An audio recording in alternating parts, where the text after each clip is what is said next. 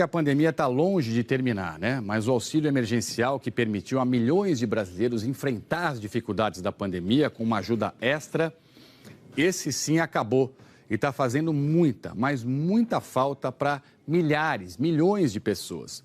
Os especialistas alertam que o governo precisa respeitar o teto fiscal, mas que é possível abrir espaço para atender essa população nesse momento de muita necessidade. As mulheres, chefes de família, são as mais atingidas. Nossa equipe acompanhou o dia a dia de algumas dessas mulheres durante o mês de janeiro, o primeiro mês sem o auxílio de emergência.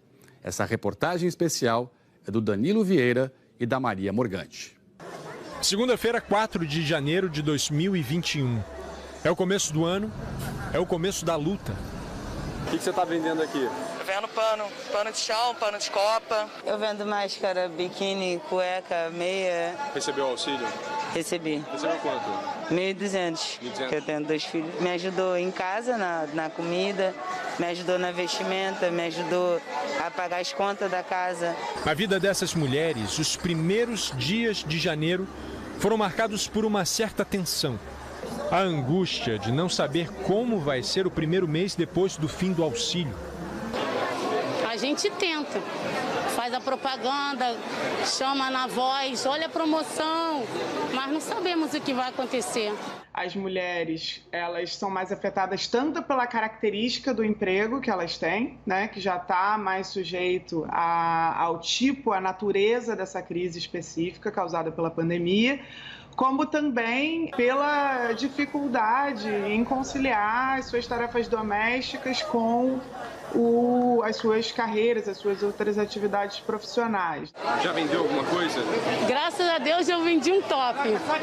Quanto é que era? R$10. O auxílio ele foi relativamente generoso, quando ele estava cheio era 6 vezes o valor do Bolsa Família, depois caiu para 3 vezes, então uma perda de renda muito grande no espaço de tempo, assim, repentina, então elas são de fato bastante afetadas. Janeiro avança trazendo mais incertezas e boletos. Um deles, o aluguel. O aluguel já venceu esse mês? Não, vence dia 15. Vence dia 15. Você vai ter esses 500 dia 15? Eu dependo da rua. E agora, esse mês agora? Eu tô com a metade do aluguel até agora e meu aluguel vence semana que vem.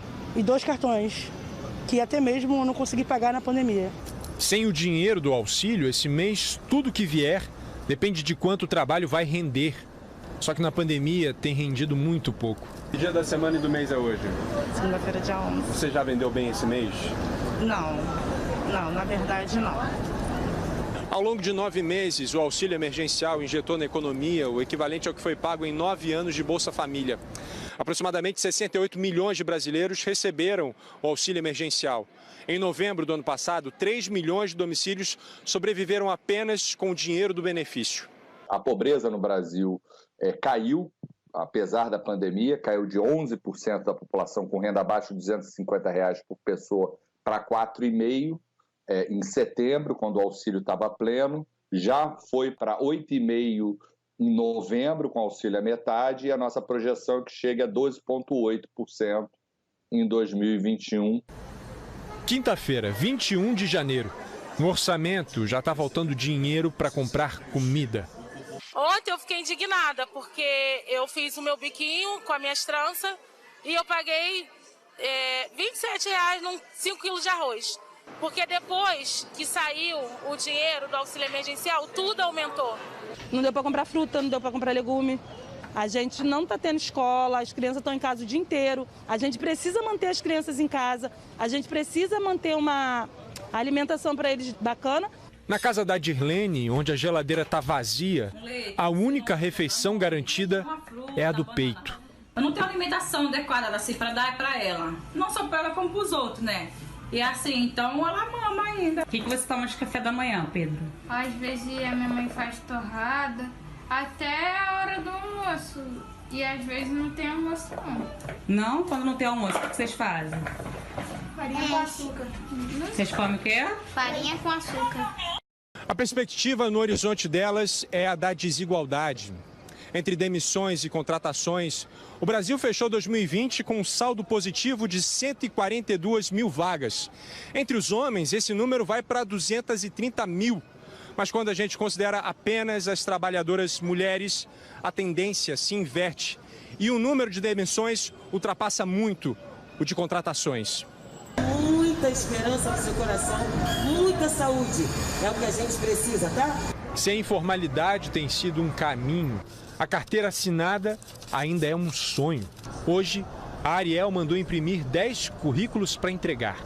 Você está procurando um emprego como o quê? Como qualquer coisa, onde estiver dando emprego. Os novos presidentes da Câmara e do Senado assinaram nesta semana uma declaração prometendo estudar a retomada do auxílio. Mas o governo federal tem dito que o Brasil está no limite do seu endividamento. Seria possível retomar o benefício agora? A gente precisa achar o nosso caminho de conciliar o abismo fiscal com o abismo social, pegar esse caminho do meio. Eu acho que o auxílio já mostrou do que é capaz, a gente precisa dosar, regular ele para a gente fazer essa travessia de 2021, antes da vacina. A gente, na verdade, deveria estar pensando também em maneiras de reestruturar o nosso orçamento público para até criar um espaço para um programa mais amplo de proteção social de maneira permanente. Porque esse problema de informalidade no mercado de trabalho, a desigualdade, a oscilação da renda dessas famílias na base, não é algo que vai passar nem com o fim da pandemia. Alguma coisa que, inclusive, vem de transformações mais profundas no mundo inteiro. A vacina já chegou, mas ainda não foi aplicada. Então a gente ainda está em emergência, eu acho. Enquanto a gente está em emergência, a gente precisa ser socorrido. Com auxílio, com um bom estudo, com uma qualidade melhor de vida. Ontem, o ministro da Economia, Paulo Guedes, se reuniu com os presidentes da Câmara, deputado Arthur Lira, e do Senado, Rodrigo Pacheco, para discutir exatamente isso, a continuidade do auxílio financeiro a brasileiros que tiveram a renda muito afetada pela pandemia. Guedes disse que o governo pode manter o auxílio emergencial para famílias que não recebem o Bolsa Família, mas reforçou que isso deve ser feito com responsabilidade fiscal. Quando a prioridade é a saúde, a gente sabe que tem que criar um estado de exceção e saímos do estado normal. Agora nós temos que fazer um movimento em direção à normalidade. Se a pandemia persiste, recrudesce, nós vamos agir com a mesma decisão com que agimos antes, dentro de marco mais robusto. Se nós dispararmos as cláusulas necessárias, dentro de um ambiente fiscal robusto, já mais focalizado, em vez de 64 milhões, pode ser a metade disso, porque a outra metade já retorna para os programas sociais já existentes. Isso nós vamos nos entender rapidamente, porque a situação do Brasil exige essa rapidez. Exige muita rapidez.